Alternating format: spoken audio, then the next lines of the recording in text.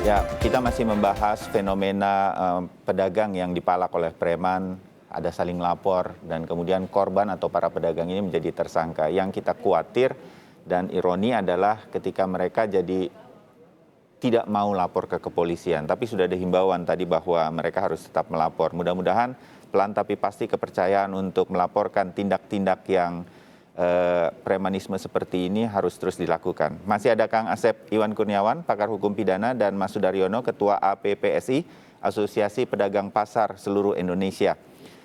Mas Sudaryono,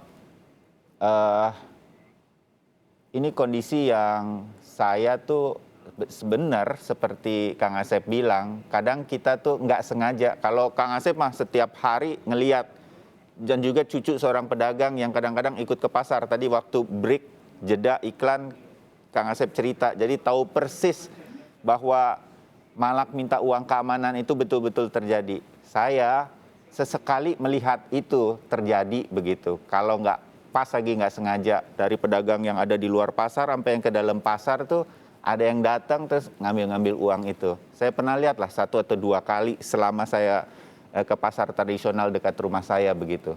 Nah, Mas Sudaryono, ini tuh udah jadi kebiasaan, udah jadi orang udah maklum kali ya. Itu siapa sih mereka itu?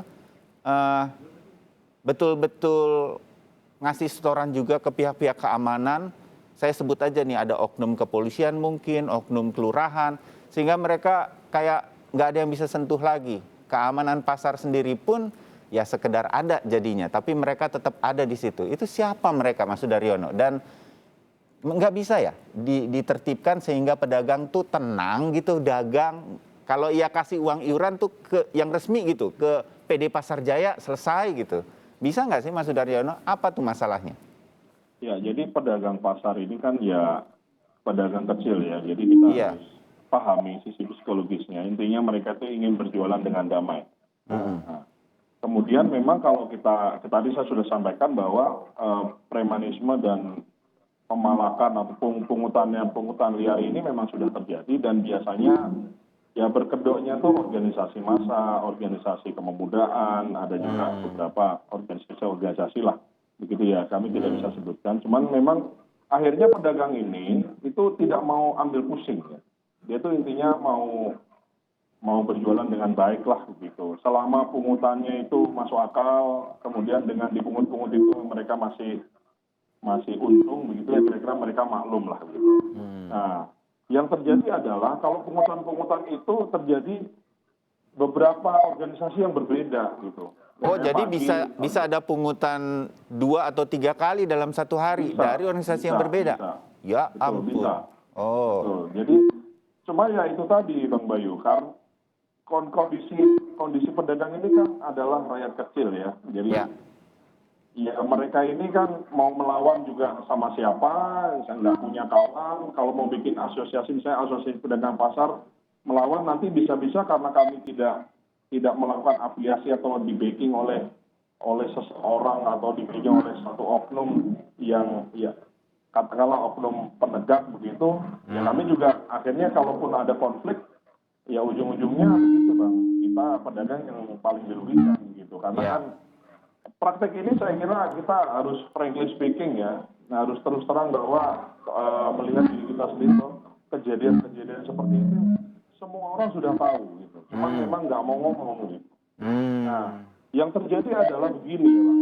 Ini katakanlah yang terjadi adalah pedagang itu dipungli. Punglinya tidak masuk akal, akhirnya nggak mau bayar. Kemudian ada kasus penganiayaan seperti yang sudah begitu. Nah, mau melapor juga takut. Jadi sebenarnya penegakan hukum itu kan bertujuan untuk pelaku kejahatan ada efek jerahnya dengan dihukum. Ini yang jerah itu korbannya. Itu korbannya itu jadi takut lapor gitu loh. Iya. Karena begitu kelapor jadi tersangka, nanti dipanggil-panggil, nanti diintimidasi dan seterusnya lah begitu. Jadi kondisi ini sulit. Nah, kalau kami dari Asosiasi Pedagang Pasar Seluruh Indonesia, kami ingin ada ketegasan lah. Kalau Presiden terkait pinjaman online ya, ilegal itu tegas. Kenapa sih yang ini nggak tegas saja gitu? Iya, ini jelas buat rakyat kecil juga ya kan, Mas Sudaryono ya. Oke. Ada puluhan juta pedagang pasar yang tersebar di 16.000 pasar seluruh Indonesia loh. Dan ini Ya. saya kira yang mengalami ini banyak begitu. Ya, kalau soal menyelesaikan sesuatu premanisme gini, kita harus sama-sama tanya sama preman Bandung juga nih, Kang Asep. Kang Asep, kenapa tuh susah, Kang Asep? Anda juga keluarga dari pedagang begitu, kenapa ini susah dan kenapa memang uangnya besar ya, Kang ya, sehingga kemudian ada oknum keamanan sampai di tingkat, mohon maaf nih, saya menyebutnya kalau ya ada oknumnya begitu, sampai kepolisian. Apakah juga sampai ke tingkat TNI begitu dapat setorannya sedemikian rupa? Memang besar ya, Kang? Atau hal lain sih sehingga kemudian para pedagang kita nih harus menerima hal semacam ini? Nggak bisa nih betul-betul kita tuntaskan untuk kita, Kang Asep. Mas Bayu, saya setuju Mas Daryono tadi. Ya, satu. Ini tidak hanya besar, kita lihat aja rumah-rumah pemimpin-pemimpin premannya. Malah jadi masuk di partai politik itu bekas preman tuh jadi partai politik, jadi anggota dewan, ya dan seterusnya lah kalau kita panjang. Tapi yang penting saya kira saya setuju dengan Mas Daryono. Ketika kita nindak pinjol, presiden perintahkan. Nah, sekarang juga kita nindak para penjual ini, penjual harus ditindak. Perintahkan presiden sama Menko Polhukam. Menko Polhukam, Pak Mahfud ini ketua Saber Pungli. Ini kan pungli. Sampai ini dibentuk sampai daerah. Nah, berdayakan jangan si Saber Pungli ini cari popularitas main di yang lain sampai ke bawahan. Bahkan di Saber Pungli ini ingat dewan pakarnya ada Mas Useng loh, ada Ferry Amsari loh. Karena dulu saya di situ, saya sama EJ ya, periode dulu. Itu berdayakan Saber Pungli. Kedua, LPSK jangan cari perlindungan orang-orang tertentu. Sekarang perlu orang-orang kecil, negara wajib hadir, melindungi. Karena kuncinya tadi, mereka tuh takut pedagang itu. Kedua, nggak mau berurusan, panjang. Tapi kalau LPSK hadir, selesai. Jadi bagaimana sekarang negara hadir, efektifkan Saber Pungli yang dibentuk isinya ada kepolisian, ada kejaksaan. Ya. 3 yang lebih penting. Para wali kota, bupati, kalau sama saya udah maaf ya, masih tanda petik lah ya. Bupati perintahkan tuh Satpol PP, jangan beraninya geradak geruduk aja main sikat, hadir dong, lindungi pedagang yang tertib. Kalau Satpol PP cuma beraninya ngambil, tidak berani mengambil preman, nggak usah jadi Satpol PP, ya, nah itu penting. Jadi artinya sekarang bagaimana negara hadir, baik tim Saber Pungli, LPSK, Pemda. Kalau penegakan hukum ini tidak pernah selesai, apa boleh buat? Mungkin perlu Petrus ini dihidupkan kembali. Ya, mudah-mudahan sih tidak, sehingga kemudian tidak muncul kontroversi lagi begitu. Tapi Kang Asep dan juga Mas Daryono begitu ya di bagian akhir ngobrol kita. Ini bisa nggak sih sebetulnya apa yang terjadi di Sumatera Utara ini jadi momentum seperti Presiden memerintahkan pinjol begitu, ini kemudian menjadi pembersihan bagi para pedagang kecil, pasar-pasar itu ramah bagi mereka, nggak ada lagi premanisme. Bisa nggak Mas Daryono sebetulnya? Ya, yang kita inginkan itu, gitu ya. Jadi ini kan sudah di depan mata ya, terus kemudian sudah ditonton menjadi objek berita bagi seluruh rakyat Indonesia, jutaan rakyat Indonesia tahu 2 kasus yang sudah naik di skala nasional ya. Saya kira kami sangat mendesak ya, kami sangat ingin ini jadi program presiden begitu, program pemerintah utama seperti yang disampaikan tadi oleh Kang Asep, ya bikin satuan tugasnya efektif gitu. Jadi kami kalau pinjol aja bisa langsung presiden melakukan pernyataan yang tegas. Kami mau yang pungli dan preman-preman di pasar maupun di tempat-tempat lain ya saya kira ya, itu juga ada tindakan yang tegas. Kita masih ingat lah beberapa waktu yang lalu kan presiden mendapati ada beberapa pungli, ada kegiatan pungli di Pelabuhan Tanjung Priok ya. Betul. Nah itu kan presiden sendiri sudah melihat, sudah tahu gitu ya. Ditambah dengan kasus-kasus 1, 2, 3 dan seterusnya yang sudah terjadi. Dan ini waktu di Tanjung Priok itu supir truk begitu kan ya? Iya. Oke. Kan sama itu Bang, pelakunya sama Bang, pelakunya ya mereka juga begitu. Ya, Nah, Kang Asep, ini bisa ya? Anda pernah ada di benang merah hukum Indonesia. Sebetulnya bisa ya?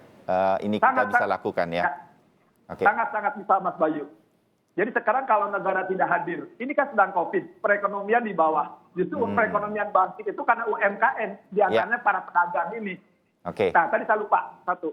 Teten Mas Duki, Saudara Menteri UMKM, turun dong. Lindungi para UMKM. Jangan bikin konsep aja. Anda pernah di LSM, Anda pernah tahu kesulitan LSM, kesulitan para pedagang. Kalau hanya ngurusin konsep UMKM, tanpa melindungi UMKM, percuma Anda jadi menteri. Oke, dimengerti itu. Jadi ini ada, mudah-mudahan obrolan kita pagi ini didengar banyak pihak. Kang Teten, selamat pagi. Kalau nggak dengar, budek. Saya setuju sama Kang Asep, ini harus menjadi semangat kita bersama. Kang Asep tadi menyebut, Kang Teten, mudah-mudahan dengan segala track recordnya, kali ini para pedagang pasar dimanapun orang-orang kecil yang sering diganggu oleh preman atau kegiatan premanisme harus berhenti. Pak Mahfud MD, track recordnya begitu. Mudah-mudahan bisa melindungi ini semua. Saya nggak mengecilkan juga presiden yang kalau sudah memerintahkan sesuatu itu terjadi begitu. Kali ini ada rakyat kecil kita di pasar-pasar kali ini yang mudah-mudahan ini bisa dibenahi sehingga untuk momentum ini mudah-mudahan dari Medan untuk Indonesia kira-kira begitu ada sebuah perbaikan kepada para pedagang kecil di Indonesia. Ya, Mas Sudaryono. Bayu, kalau dari kami sedikit lah terakhir, mungkin pedagang ini kan pedagang kecil ya. Jadi dagangannya harian, untungnya juga nggak seberapa. Tolonglah, negara hadir, negara harus hadir untuk melindungi para pedagang ini. Itu kira-kira pesan saya. Mudah-mudahan Presiden juga pedagang loh, Presiden juga pedagang loh. Setuju. Jangan-jangan pernah dipalakin juga loh. Setuju. Makanya ini sekarang waktunya. Kan kita kenal Pak Jokowi dekat dengan rakyat di bawahnya sejak jadi wali kota di Solo. Mudah-mudahan suara dari diskusi ini kami percaya nyampe. Ya, Pak Daryono. Kami percaya Presiden dan kepolisian mampu, punya keinginan yang kuat, strong willingness untuk lakukan itu. Tapi yakin ke bawah itu tetap harus diawasi, harus tetap ditindak tegas oknum-oknum tadi itu, Bang.